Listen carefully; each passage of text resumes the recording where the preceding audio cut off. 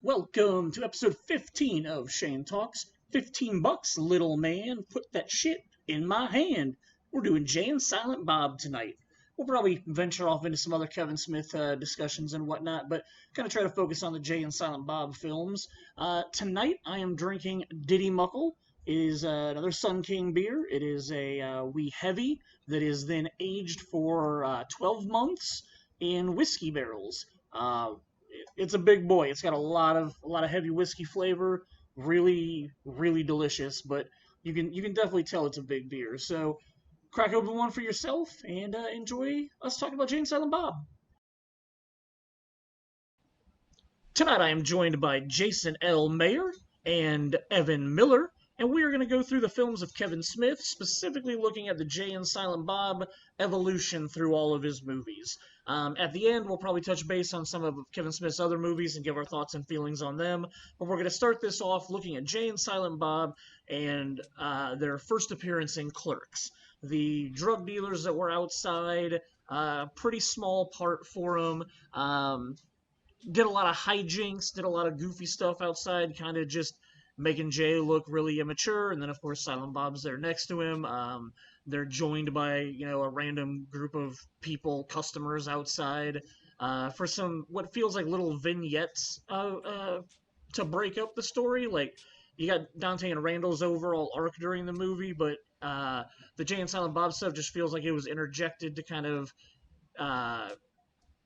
break up the scenes between Dante and Randall inside. Jason, what are your thoughts on the use of Jay and Silent Bob in that first movie? Yeah, they're very much the side characters. And I mean, every time they're on screen, though, they're really entertaining, Sure. especially with like the whole berserker bit and then like the dance Yep. alone, like when he's just like just ridiculousness. Yep.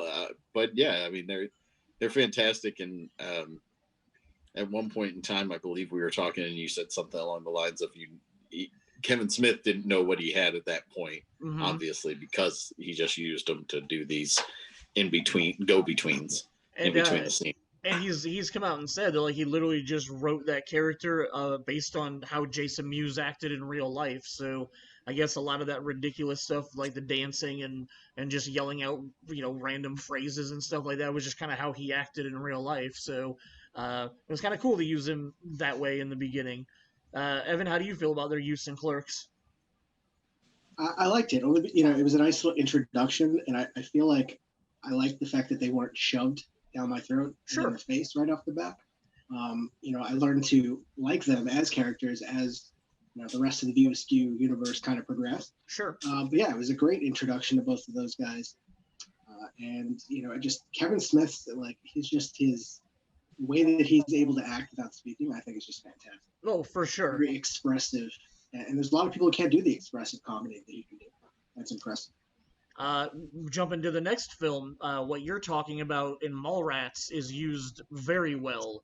The whole like trying to make the cigarette move and stuff like that. Like Kevin Smith definitely upped his own acting game in that one by using nonverbal communication and just being weird, like slamming his head through when Joey Lauren Adams is changing and stuff like that. Like he definitely upped the physical comedy for them. And the thing is, like, they're still side characters and have a complete side subplot to like the main story of what's going on, but you're still really invested in it. Like every time they're on screen, like their whole plan to take down the stage is kind of a cool little subplot that they've got going on.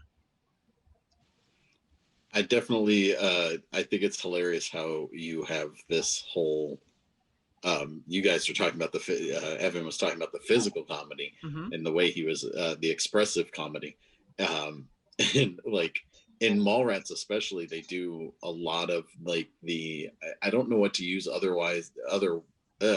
know what to call them any other way, but like cartoon sounds. Oh, sure. Where like when something happens, like whoop, and like all these things mainly when Silent Bob is doing these things. So it even takes it to this like cartoonish level that wasn't in the first one, that wasn't in Clerks, but it still fits really well for that, for the silliness of that movie. particular. For sure, like the batarang gun that he pulls out, and they shoot themselves up to hide from LaFleur is like totally, totally not based in reality at all, but still works for that movie. Absolutely. Evan, you're fly fat ass, fly fat ass, fly. That's never gonna forget that. Yeah, no, again, I feel like, again, they weren't shoved down my throat in that movie as well. Like, they were obviously there for and definitely present throughout that entire film. But it's like a nice buildup, like, for that down the road when you get to those other films. For sure. So the next one is one that they are barely in at all, but they have a very important scene. Well, they're barely in the movie, but they are also. In Chasing Amy, you've got the Blunt Man and Chronic comic book that is very, very heavily used throughout the movie. Very important plot points. Them talking about pitching it as a TV series or a movie, or I can't remember what they were pitching it as, but you've got the comic book that keeps showing up, like they've got the giant poster of it and everything, and then Jay and Silent Bob show up all the way at the end, and you get a great realization, like, up until that point, like, you never realize that Holden actually knows these guys. Like, you just kind of think, oh, that's funny, Kevin Smith threw, Jay and Silent Bob in as Blunt Man and Chronic, and then all of a sudden the scene in the diner happens, and you're like, oh, that's a really awesome way to connect your universe, and they just have that one scene. Bob gets to tell his Amy story, and I feel like they're really great used in that scene. Evan, you got, it looked like you were nodding. Go ahead. I mean, I was just going to say, I mean, I remember the diner scene, and he's like, oh, you're chasing Amy, and then goes through the entire story. It was great. And at that point, you didn't really know, like, what Silent Bob was going to say at that point in time. And it certainly, like, watching that just blew me away based on how, like, smart he sounded telling that story. Well, and because, leading up to that, in Clerks, his only line was, not all women bring you lasagna at work. Most of them just cheat on you. The second movie, his only line is do or do not. There is no try. And then in this one, you're like, oh, what's Silent Bob's one-liner going to be? And then he goes into a whole story for like 5 minutes. So, did you ever know I wanted to be a magician?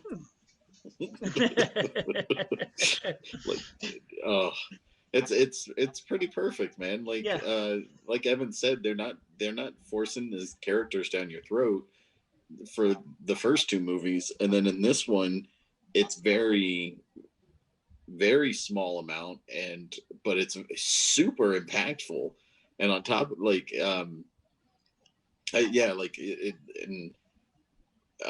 one of the reasons why Kevin Smith was on my top 10 directors list is because he does dialogue really well between normal people for the most part. Whereas, like, I feel like Quentin Tarantino is like artistic level of like dialogue. Whereas like Kevin Smith, it's like you would hang out with these people, you would have a conversation with these people, and like these would be friends of yours or people that you would want to drink beer with or whatever the case. And like that scene at the diner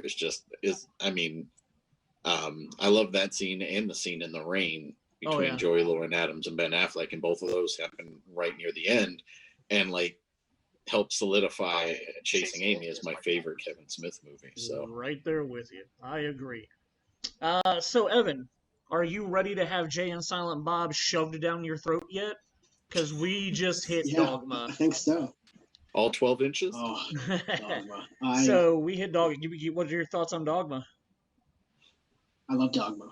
Dogma is probably my top 20 films. It doesn't make the top 10 because there's just so many. But Dogma is real hard to access nowadays. I don't think you can get it digitally at all. You can't. Kevin Smith actually just recently commented on that. Apparently,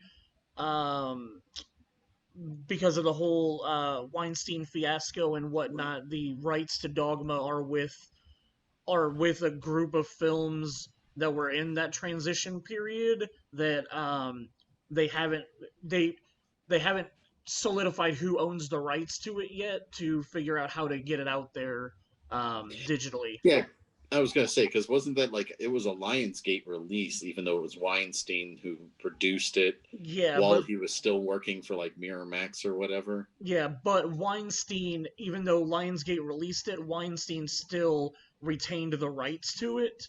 Okay. So he technically owns the movie, but it's supposed to be up for sale in some type of package of like I guess there's a lot of movies that Weinstein like personally owns the rights to. The Weinstein Company didn't own them, like he himself owned the Oh rights to wow. them. Yeah, and Dogma falls into that category.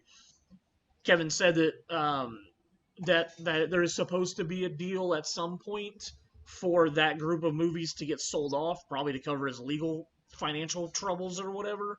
But hopefully sooner than later we'll be able to get Dogma digitally because I agree that's one that like I really want to own a digital copy of that movie. I own almost every other one of his movies digitally, and it sucks that that one's not available. So keep going. Sorry, didn't mean to interrupt you with that long ass story, but That's quite all right. I mean, it's when you meet Jay and Bob in this movie, it reminds me a lot of like The Wizard of Oz, where she's picking up these people along the way, kind of join her troop to whatever end result there is there. Sure. But Jay, Jay, to me is one of these characters that could get away with swearing and a potty mouth throughout the entire movie, and it doesn't get boring. Not like I'm irritated by it, as there are some movies where they just drop an F-bombs left and right. Sure. Like, what's the point? That is Jason Mewes. And I think it works perfectly balancing, the rest of the character. You got Chris Rock, Linda Florentino, Alan Rickman, the great Alan Rickman. And somehow he's able to just mesh with these awesome actors in a way that like you probably wouldn't expect. And I feel like I never. I feel like if they you watch that built first Clerks movie and tell me that he's going to be in a movie with Alan Rickman right. like and be fine with it, like and Ben Affleck and Matt Damon, and I'd be like, sure. Like, what is he like? He's standing in the background dancing, like so. Yeah, they definitely did a good job of building up in the first three movies to make that Jay character. Because I agree, it could have been an annoying character, and for some people it might be annoying to have him talking so much in a movie. But I feel like they did a good job of giving you like just spoon feeding you little bits in those first three movies so that you were prepared for him in this one. But yeah, this was a great cast, a lot of fun movie, completely not based in reality at all, with angels and demons and heaven and hell and a poop monster and Azrael and skate or rollerbladers that can go in and out of reality. Like, it was definitely a fun, bizarre take on a kind of spiritual movie, I guess, a soul searching or spiritual searching movie.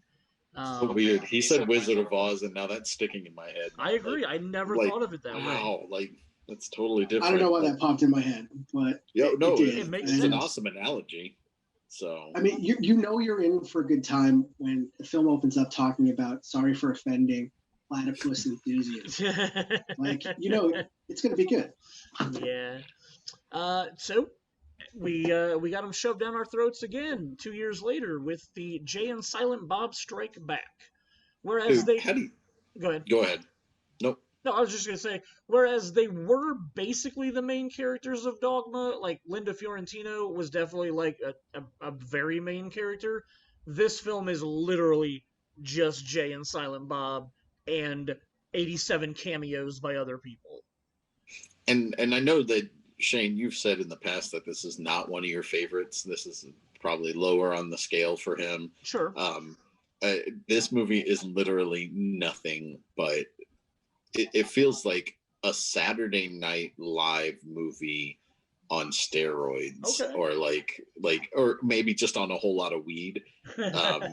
Like it's just nonstop like small skits that are all just fit together with ridiculous cameos like George Carlin and like the cat Princess burglars, and just some boo boo kitty fuck. Like it's very it's a very strange movie, and I personally, I know you didn't care for it when it came out. I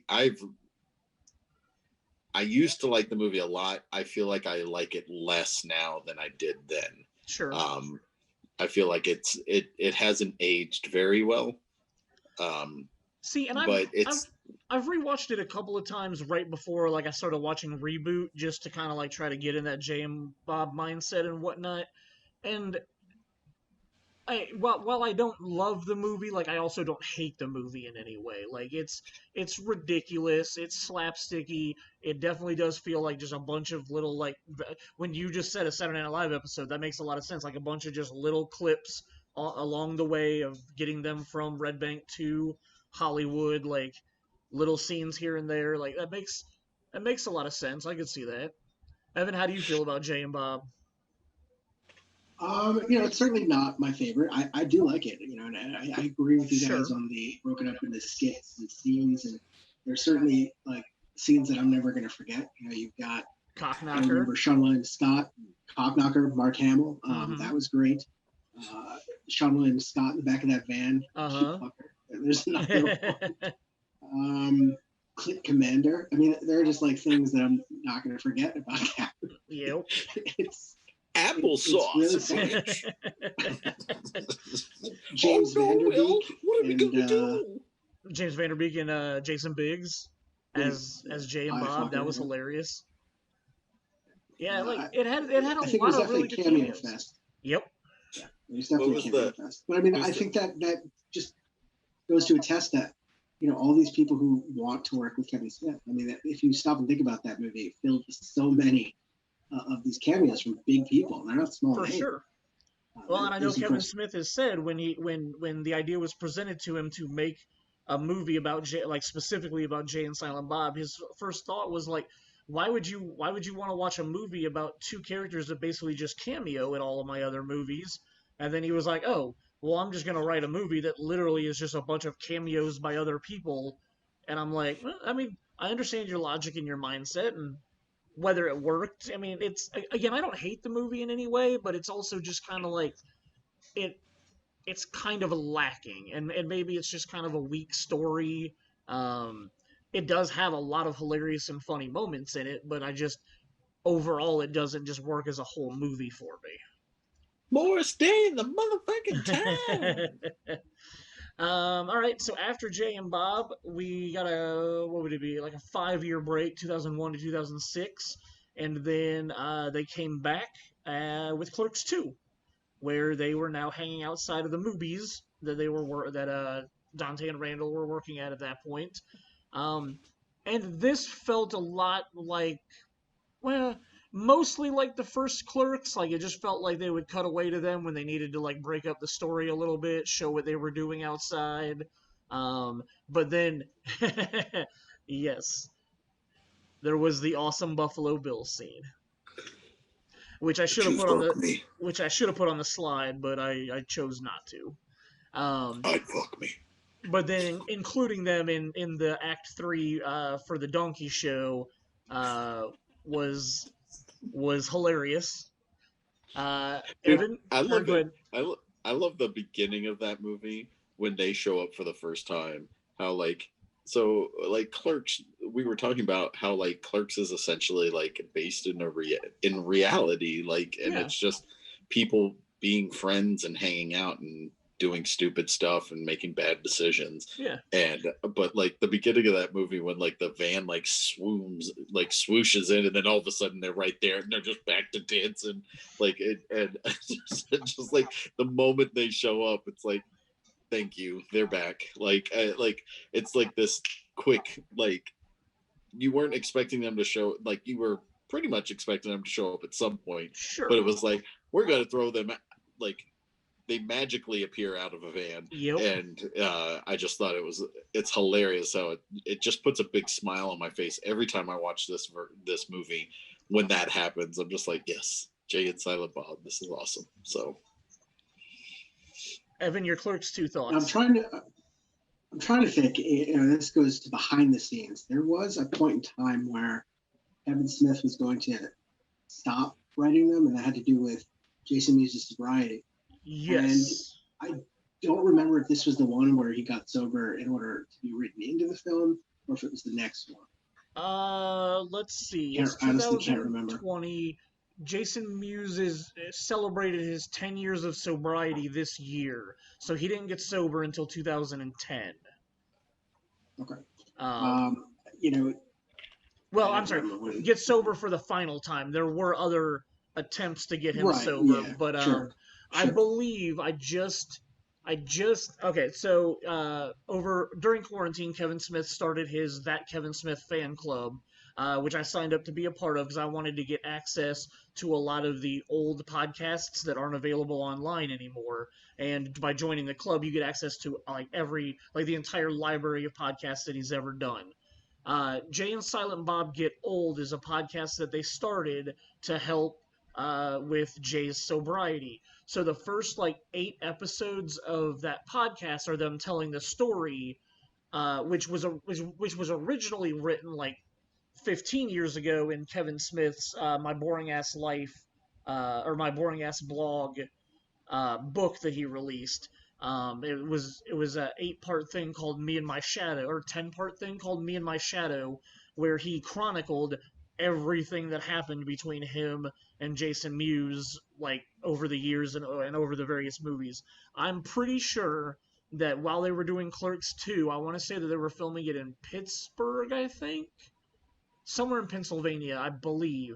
But Kevin Smith has talked how they literally had to hire somebody to try to make sure that he wouldn't do drugs, and then years later they come to find out that the chick that they hired actually turned into his drug dealer and supplier while they were filming the movie. So they were taking his $300 a day per diem, going and buying drugs, the two of them, and then she was telling Kevin and Scott Mosier, oh no, he's fine, he's completely sober, he didn't do any drugs today, when literally every day the two of them were doing drugs together. I'm pretty sure that was what happened on Clerks 2. So wow, that is crazy. It's pretty ridiculous. If I'm pretty sure you can still Google. I think the print version is still on Kevin Smith's blog, but it's called Me and My Shadow, and it literally it's an insane thing to read. But so when I joined the club, I listened to those first 8 hours of the podcast so that I could hear them telling the story, and they go a little more in depth in it, obviously, when they're talking about it. But it's an insane amount. At one point, Jay was trying to live with them, and then he was having drug dealers come over to Kevin Smith's house, but then he was going out getting the drugs from the drug dealer and then running back inside the house without paying them. So then Kevin Smith has all these drug dealers that knows where he lives and all this kind of Kevin Smith ended up having to move because of this situation. There was an extended period of time, and I believe Zack and Miri Make a Porno was the first movie where they started talking again. I think after Clerks 2 was when things just broke down and they were just not going to be friends anymore. Kevin Smith said he went 2 or 3 years without talking to him. And then I can't remember why they got back in contact, but they eventually did, and I think that's when he decided to put him into Zack and Miri Make a Porno. But yeah, it's a crazy amount of stuff that Jason Mewes has done, and like I said, I highly recommend reading Me and My Shadow, the blog about it. It's crazy. I really didn't mean for us to go off on that tangent. Oh, you're good, dude. I'm sorry, I talk a lot. No, but the reason I brought it up is solely based, if you look at his performances vary by film, his interpretation of Jay's character is much more than, there's manic Jay, and then it kind of evolves into a softer Jay, sure, et cetera, and that's, I think, it just reflects Jason Mewes' own life and rehab and addiction and things like that. But I think their bit in Clerks 2, again, you had that jail scene with Silent Bob flipping out. That was really great. The jail scene in Clerks 2 is just amazing. I as okay as most of the other movies, there's stuff in it that I like. I mean, the dance number in the middle of it comes out of nowhere, but it's fun. But yeah, when the donkey show happens and you're like, oh my god, what have I gotten into? And then they go to jail, and the jail scene is just that moment was like it's my favorite moment in the whole movie. But it brought everything back to full circle to when we first met Dante and Randall, and they were working at the Quick Stop. So I really dig that scene. And yeah, Silent Bob's speech in the jail is awesome. And then we jump a long way, because let's see, that would have been like 2006. The Clerks 2 came out. 2007. Oh no, you're right. It was 2006. You're right. I'm sorry. 2006, and then we got till 2019 before we saw Jay and Silent Bob in their own movie again, and that was with Reboot. And I know Reboot gets a lot of hate, and I've seen a lot of hate talk on the Shane Talks Facebook page about Reboot. But Reboot was exactly what I wanted, and pretty much exactly what I expected. Like you're doing a reboot of a movie that was essentially just a cameo-filled movie, and you literally just brought a bunch of cameos back into this one and put a spin on things. I really enjoyed Jay and Silent Bob's evolution up to this point, like finding out that Jay's a father now. I felt like it was a decent place to get the two of them to, this many years later in life. Like, let's see, 94 to 25 years. We've had those characters in our lives for 25 years. I feel like it got him to a good place in Reboot. Jason, not so much. I really dislike this movie. I won't say dislike. I just did not find it entertaining. I wanted to really enjoy it because we hadn't seen a Kevin Smith slapstick View Askew kind of movie in a very long time. Like you said, 13 years, 16 years, whatever. Yep. 13. So like, I really wanted to enjoy it, and the entire time I was watching it, I was like, I don't know if it felt like it was completely rehashed, and that was my issue with it. But I couldn't get into it this time. Yeah. I think and I understand that he went through rehab and he had a whole lot of surgery to fix things, but like Jason Mewes' like jaw messes with me mentally while I'm watching him now. Like and just because it doesn't look right to me. I got you. And he's probably more healthy now than he ever was, and his jaw's probably in the proper place and actually healthy, maybe. I don't know. All I can tell you is it just looks so different to me and strange that it plays with my brain while I'm watching the movie, and it distracts me from the movie. So but overall I just thought it was okay. I don't remember much of it. Oh, okay. We watched it, Shane, like back in February or March? Yeah, somewhere around there, yep. And all I can tell you is I remember Jay becoming a dad. I remember Elizabeth Shannon's character being gay. I remember like they go to a Comic-Con, and at the end of the Comic-Con there's some weird thing going on where Jay Silent Bob has to become Iron Bob. Yeah. But like I can't tell you what else happens in that film. I don't remember much at all. I got you. Evan, your feelings on it? I side with Jason a little bit. Oh man. Why does everyone hate on it? I don't hate it by any means. All right. I did find myself not laughing a lot. Okay. Even the opening scene, I don't think I laughed during the opening scene in the courtroom at all. I also feel like it's a testament to just Kevin Smith's filmmaking has changed over time. And you can certainly see elements of that in this film. It's not slapstick right off the bat. It's not slapstick all the way. I think it has some moments, and Iron Bob for me is something that stands out. But yeah, I mean, it's. I have to watch it again, I think, just to try to get a second viewing in. But it's for me, it's a once and done. I don't need to see it again. Gotcha. Because other than the fact that I love every minute of Chasing Amy, my second favorite thing Kevin Smith has ever written is Ben Affleck's speech in this movie. Like, but a speech shouldn't make an entire film. Like, don't get me wrong. And once you mention the fact that Ben Affleck has that speech at the end for his daughter Amy, like, it makes you're absolutely right. And I remember that, like, once you say it, I'm like, oh yeah, that was a very memorable scene. I can't believe I didn't. To be completely honest, I'm annoyed with myself for forgetting about it because of the fact that it was so great, and it's like a very heartwarming scene, and I would hope that more people who would ever have a kid out of wedlock or go through divorce would, like, watch that sequence at least, because like that explains why you should still be able to pull for your child even if you're not with that person that you had the kid with. For sure. But yeah, like that, it's a wonderful scene, and it's definitely a trademark Kevin Smith kind of moment.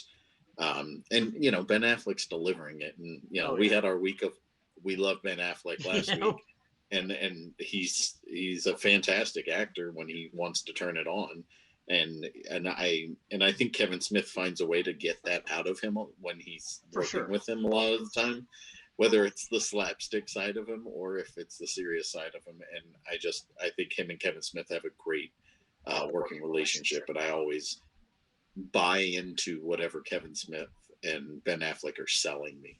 So one other funny thing I really like about the movie, I heard Kevin Smith say this a couple of weeks ago. If you remember when they're running through Comic-Con, like Dietrich Bader is chasing them and whatnot, and they keep going into different rooms.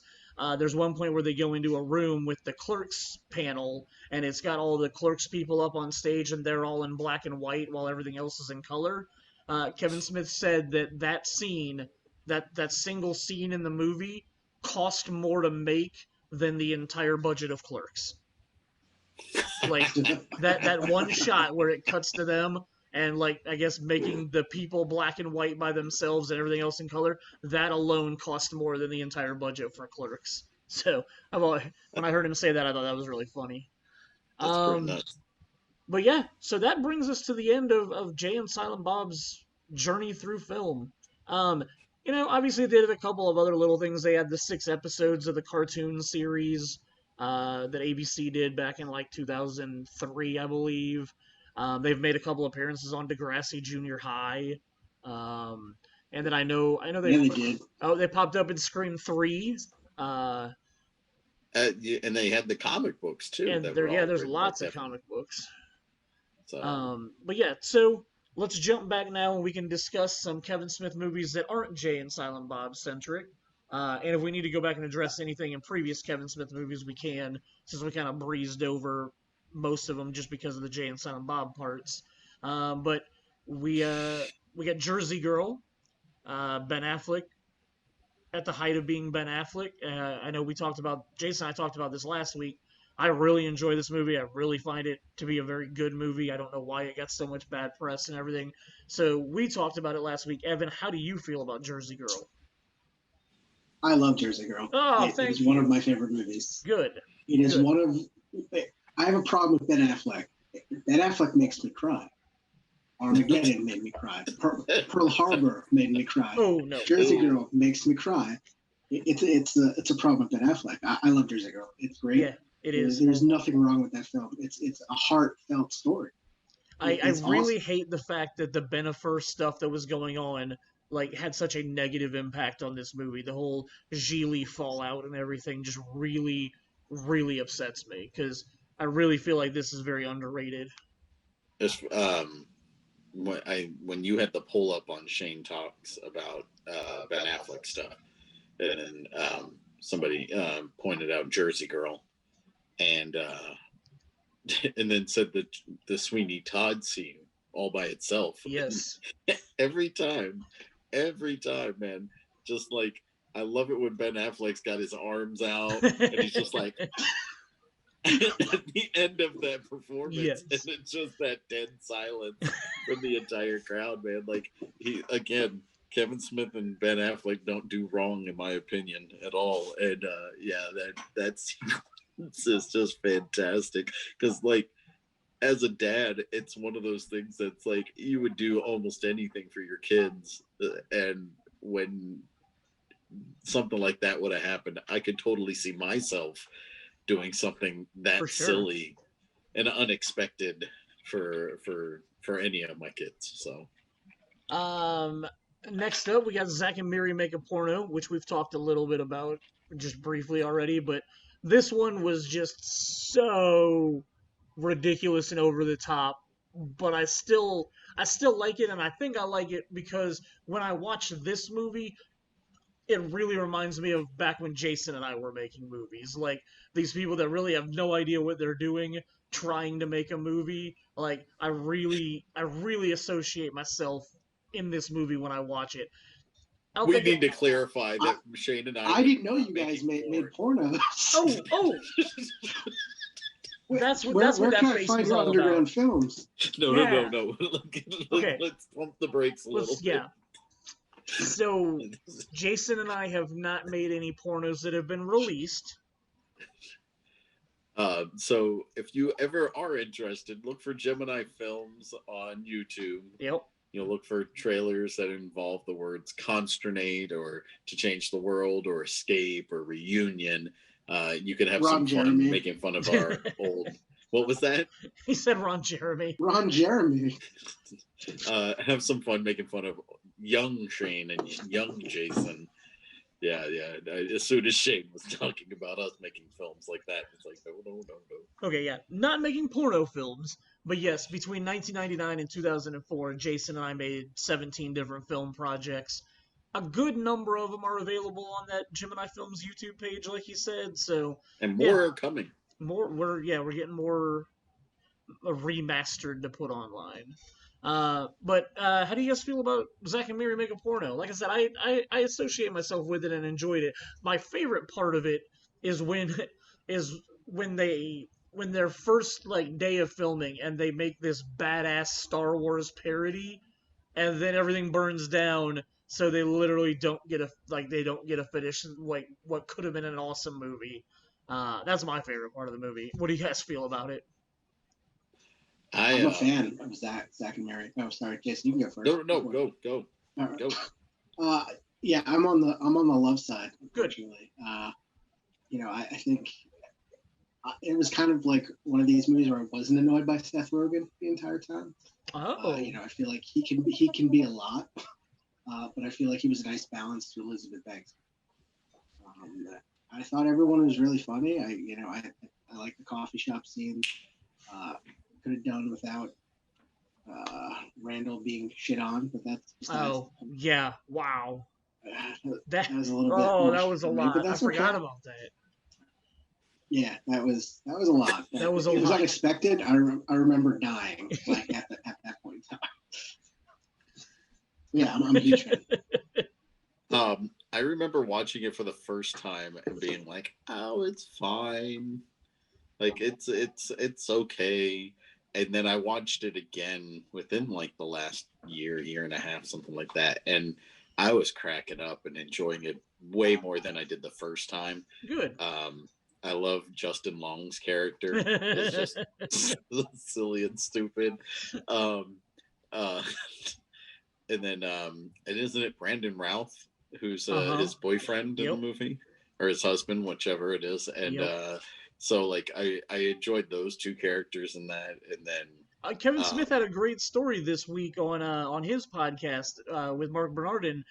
The really deep voice that Justin Long talks with in this movie literally happened because when Justin showed up on set, he was like deathly ill, but he was like, "Look, man, like I'm here, I'm gonna do this, but I can't really talk like I normally talk, so I'm just gonna do it in this really deep voice because I've been watching some porn actors and they talk that way, so it makes it easier for me to talk that way." And I was like, "Oh, well, that's kind of cool to know that that's why he did that with his deep voice." But yeah, like those two characters are great as a side character. Jay is Jay in this movie, whether or not he has the name or not. He's pretty much exactly Jason Mewes, which is fine because like it could be a View Askew movie very easily, and for sure the only thing that's missing is Silent Bob. So if they would have thrown that in, but yeah, like that whole movie, I will agree with Evan. Seth Rogen is somebody who, if he's not in the right role, he annoys the hell out of me if I have to watch him for a whole lot. Like, as a side character, he works in like 40-Year-Old Virgin, super bad. But like, if he's one of the main characters, he has got to. It's either I really enjoy him in that role, or I don't want to watch the rest of your movie because what about Knocked Up? Which one does he fall in Knocked Up? Knocked Up, I was fine with Knocked Up. Okay. But like, was it Observe and Report or? Yeah, that was terrible. Gross. Yeah. Oh, that movie was so bad, man. Like, I actually liked his Green Hornet. Like, I'm a fan of Green Hornet. I'm probably one of the few. I saw it one time, and I don't remember much of it, and it might not be a bad thing to revisit. Yeah, I know I only saw it once because I didn't like it. All right, so after Zack and Miri, he made the infamous Cop Out. The only movie he has ever directed that he didn't write. And, man, there is not a lot good about this movie. It was not fun. You own it! I do own it. I paid $3 for it. Doesn't matter. You bought it. I literally paid less than Jason Richardson does in the $5 Walmart bin. That was the only reason I picked it up. It was on clearance somewhere for like $3, and I wanted it to complete my Kevin Smith collection. It was the only DVD that he directed that I didn't own, so I paid $3 to complete my collection. I never paid full price for it, refused to ever pay anything close to full price for it. My collection was incomplete until I was willing to spend $3. So yes, I own it, if you have to bring that up. But man, like, a great cast of people that just fell terribly flat. I like Tracy Morgan. I like Bruce Willis. I like Seann William Scott.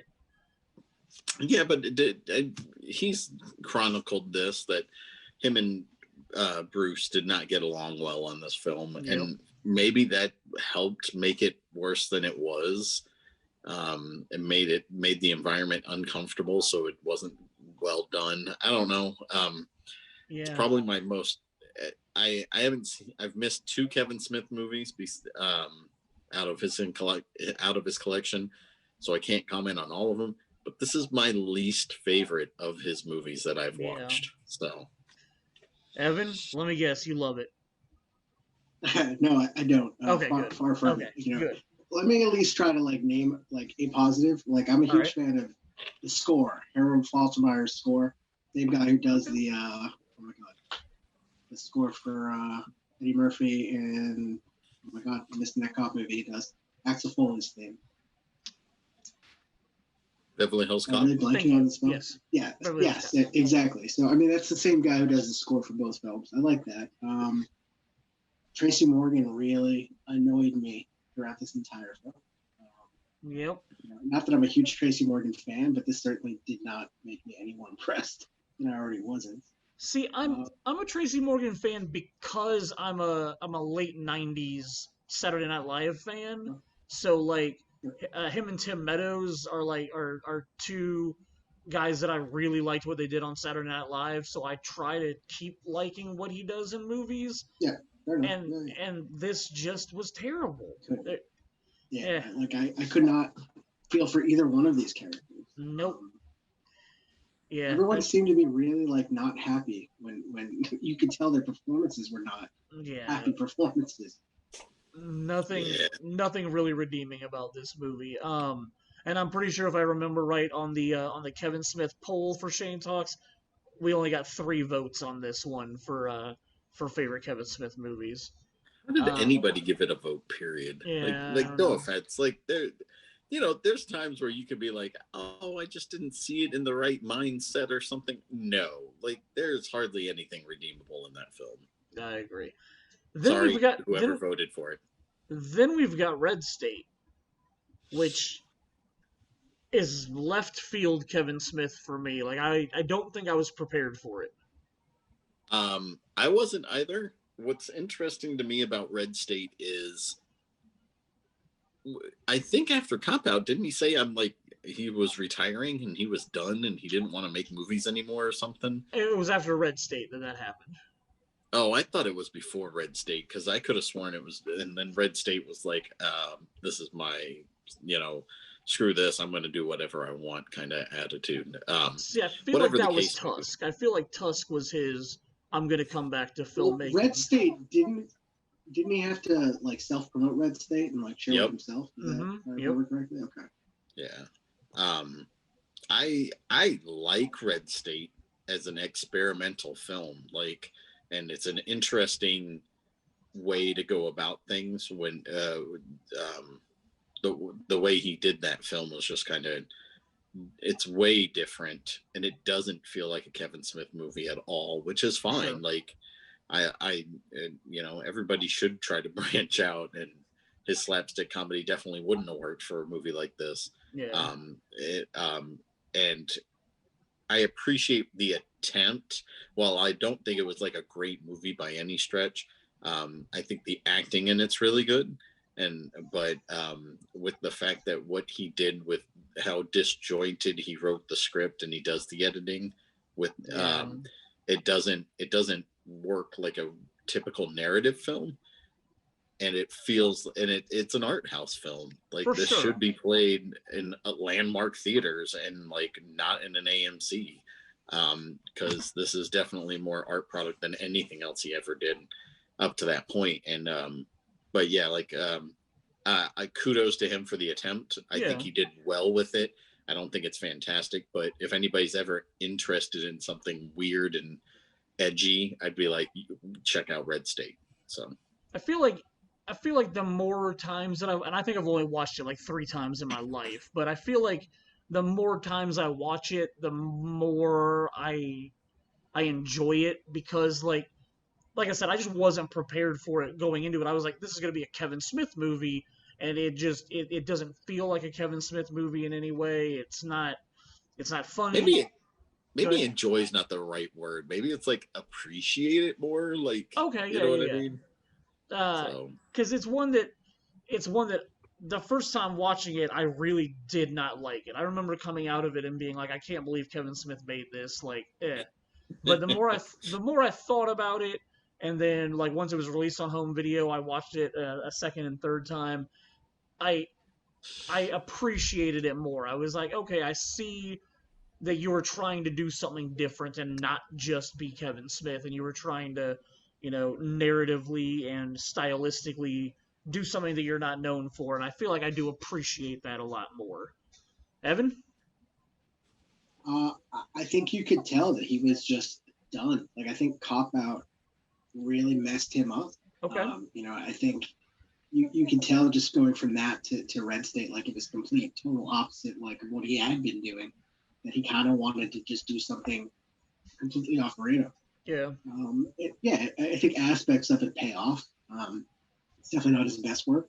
It's not his worst work either, though. No. It's certainly, people remember it because of how weird it is, I think, and that's not necessarily a bad thing.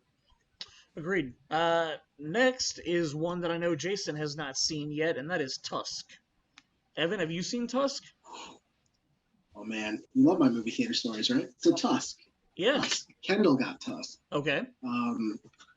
I stuck Tusk in Theater 1 because, and for us at the time, Theater 1 was 300 seats, largest house that we had. Okay. I was like, this is going to kill it for us. Saturday morning, 0 people show up for Tusk. Oh, no. So I decided to watch Tusk while I'm working. So okay. There's nobody here. Well, I'll bring my walkie in. I got nothing else to do. I left that theater so traumatized. Like Jason, am I allowed to talk about what I've seen, what it did to me? Like, I don't want to ruin the movie for me. Yeah, like I don't know if we should. Like, I feel like we shouldn't spoil anything, because if or when he ever does watch it, like, dude, Tusk is ridiculous, but in like a good way. Like, the first 30 minutes of it are a good setup for a movie.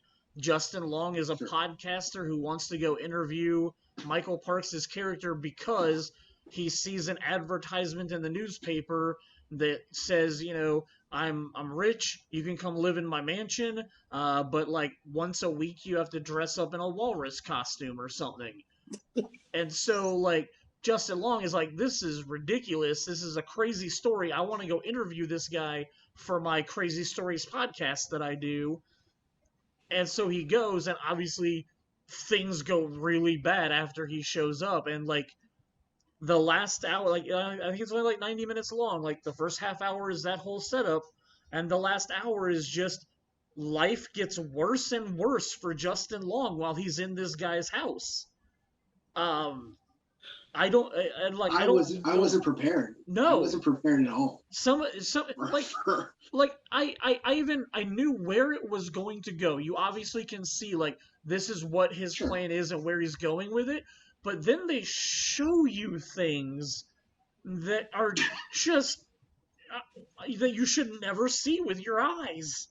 It's insane. It's more insane, and I love the fact that, like we said, Kevin Smith took a lot of years off from making films. He became a huge podcaster, had like 5 podcasts a week that he was putting out. Him and Scott Mosier came up with the idea for this movie on one of their podcasts because the article in the newspaper was something that they really saw. It was on the internet that like this is a real article. So they, discussing that article, or like the ad in the newspaper, they created it into this horror movie. Like, just like, what would be the worst case scenario based on this thing that you saw? And Kevin Smith ended up writing it, and it became Tusk. And like, I wasn't prepared for how far he took it, but when you look back and you see Clerks, like, Clerks could have been a very easy PG-13, funny little movie about 2 guys that work at a convenience store. But Kevin Smith made it real. I feel like Tusk is him just being as real as he can with a horror movie. Because, like, everything that happens is still basically grounded in reality, as ridiculous as it is. But, yeah, that is a really bizarre movie. And that was the first of what he calls... You said terrible? No, they're just, like, I'm thinking about it now. There are just few films that really leave me with such an unsettling image that I'm never going to forget. It's scarring, almost. Dude, Seven is one of those for me. Sure. And the first It that they just made recently. Like, the first It and Seven, like, mess with me mentally. So this was the first of what is supposed to be a trilogy that Kevin Smith is calling his True North trilogy. Basically, they're all 3 supposed to be set in Canada. This one was... I think they live in, like, the Pacific Northwest, but he drives into Canada for meeting this guy, if I remember right. But when he drives up north, he ends up going to a convenience store, A to Z, and the clerks that work there are his daughter and Johnny Depp's daughter, and they ended up making an entire movie about those 2 characters called Yoga Hosers. Which, Yoga Hosers, I like the first 2/3 of it, because it's literally Clerks with chicks, and making fun of the people that come in there, and it's got some cute little sketches and stuff that go on. But the last third of this movie is so bizarre and out of left field. Like, it would be if you watched Clerks and the last third of it was aliens coming down and playing basketball with Dante and Randall, and then killing them, and then taking their bodies up into space and reanimating them. Like, it's just... The last third of Yoga Hosers comes out of left field and is so bizarre that, like, I just didn't like how he decided to end this movie. And, like, I don't know what I was just expecting. Described Space Jam to me, like... I don't know what I would have... I guess I literally just thought this was going to be chick Clerks. I never expected it to go as bizarre as it did. Evan, have you seen it? I know this is the other one you haven't seen. Evan, have you seen it? I have. And how do you feel about it? Okay. I love Yoga Hosers, only because I think I was so excited to see it, solely based on the fact that, like, Tusk really fucked with me, that I was like, I want to continue your True North trilogy. Like that, I was expecting that to continue. Yep. I was a fan of Johnny Depp's character. I was like, let's see what happens. Yep. And yeah. Is this the second in the trilogy? Yes, this is the second in the trilogy. The third is not done yet. It's supposed to get done at some point, but that's called Moose Jaws. It's apparently going to take place in the woods where there's a moose killing people. And it's supposed to be his version of Jaws, but with a moose instead of a shark. That kind of brings us back full circle to Jay and Silent Bob. He was supposed to kill them in that movie. That is true. Yes, I forgot about that. In Moose Jaws, when he originally announced Moose Jaws, he says this movie is going to open with Jay and Silent Bob getting killed by the moose. He has since rescinded that. He has said that he has decided he's not ready to kill off those characters. I mean, in 20 more years, maybe we get Jay and Silent Bob reboot. No, they're going to be in a retirement home. Yeah. But yeah, so this is the second of that trilogy. The third one, I believe, is still on his slate. I know he's written the script. I just don't know if or when he's planning on making it, especially with the fact that he now has Clerks 3 in the line, the Mallrats show for Netflix or Hulu. I know he's sold Mallrats to somebody to do a series, like an 8-episode miniseries. And then, what was the other? I know he's doing Masters of the Universe for Netflix. But yeah. The cartoon or a movie? Cartoon. Yeah, the movie is, well, and it's weird because, so we've got the movie that's supposed to come out in theaters. Kevin Smith is doing a He-Man series for Netflix that is supposed to be in the same 2D animation as the original. It's literally supposed to be a continuation of the original series. He basically says that you can watch the last episode of the one from the 80s and then start their series, and it picks up that story, apparently, according to him.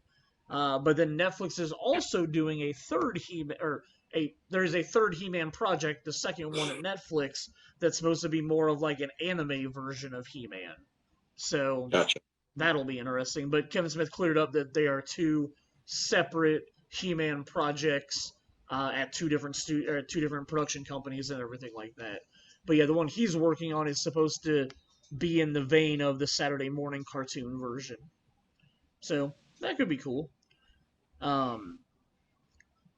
But yeah, so hopefully he eventually does Moose Jaws, but since these are two of his lesser good movies, like, I'm not holding out hope that it's anytime soon, but I'd eventually like to see it, especially if he gets Johnny Depp's character back. And I mean, Johnny Depp might be at a point around this time in life where he needs to do, some work, and maybe he'll do it for Kevin for cheap enough to come back. But yeah, Johnny Depp is in both of these movies, Jason. He plays, I wouldn't say a protagonist character, but he plays an investigator that is investigating weird things, and yeah. Okay. So yeah, that's most of the Kevin Smith stuff that I have to talk about. You guys got any other Kevin Smith stuff you want to bring up? Oh, I want to bring up, I see Jason's background, which we talked about the fact that is your DVD insert that you got signed. Correct. We met him in 2000 when we went to Wizard World Chicago for the very first time. And this was before Wizard World was like super huge. So it was our first Comic-Con, that like real Comic-Con, because I'd gone to a couple that were in like hotels or whatever. But this was my first real Comic-Con where I got to meet celebrities. And Kevin Smith had his View Askew table and was there quite often, just working the table, man, like selling DVDs and comic books and hanging out and talking to people. And Kevin Smith was he's one of the most nice people as far as celebrities that we met. We ended up running into him by accident, me and Shane, while we were walking around. We found him. We weren't like looking for him. We literally like turned a corner and he was standing there talking to a different fan.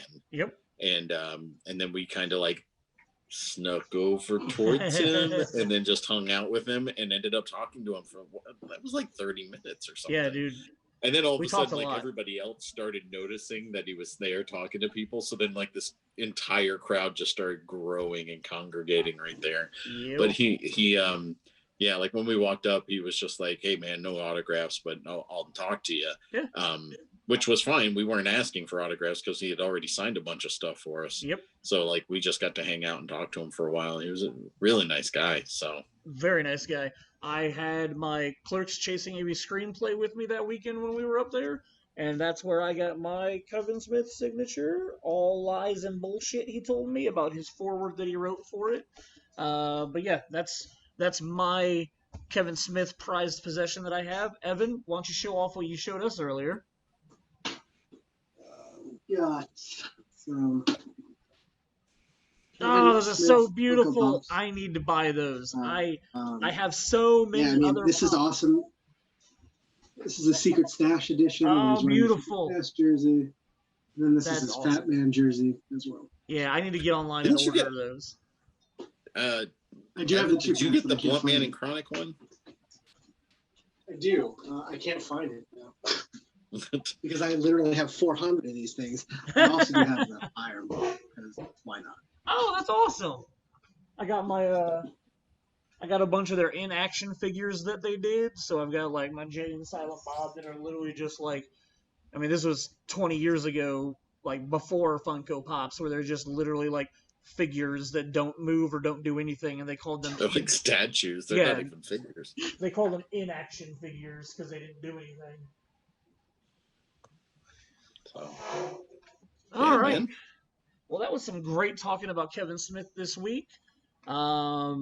Next week, episode 16 is going to be called Critically Foolish, where we are looking at movies that the critics on Rotten Tomatoes have given less than 25% to, but that are still really good, fun movies. So that's up on that post is up on Shane Talks on Facebook right now, where you can take a screenshot of the Rotten Tomatoes movie that you love, but the critics gave less than 25% to, and we're going to talk about those movies next week and see if we love the same movies that our friends love that critics hate. So, Jason and Evan, thank you guys both so much for talking about Kevin Smith with me this week. It was a blast. And thank everybody for listening.